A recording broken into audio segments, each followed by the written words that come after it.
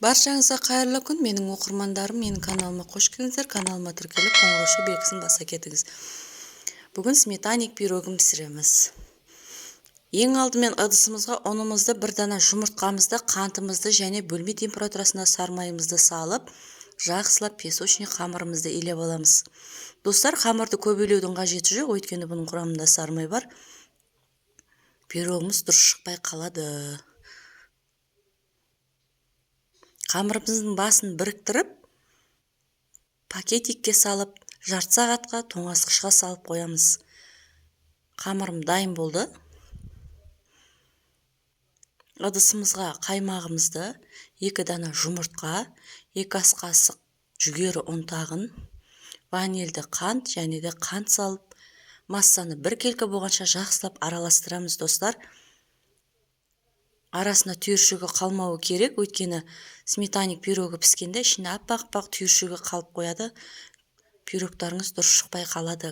Достар, менің каналымның дамуына үлестеріңізді қоса кетіңіздер.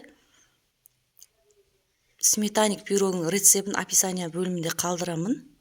Мінекей, мен 24-тік формамның астына пергамент қағазын төсеп алдым, және де песочный қамырымды 1 келкі болғанша бортигін шығарып, қамырымды ішіне төсеп алдым. Ешбір жеріне тесік қалдырмаңыздар, қамырымыз 1 келкі болу керек, достар. Мен көрсеткенде жасап көріңіздер. Ұнаса лайк басып, комментария қалдырыңыздар.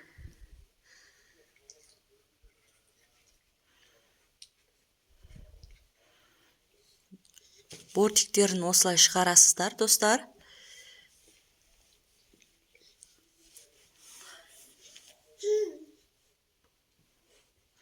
Кейін осы дайын болған формамызда қамырымызды шанышқымен шұқып шығасыздар. Сонда сметаник 1 келкі болып, әдемі болып піседі, достар.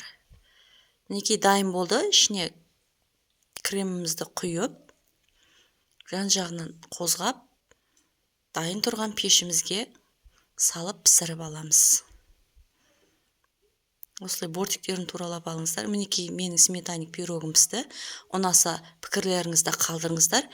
Достар, мен сіздермен қоштаспаймын. Келесі видеода кездескенше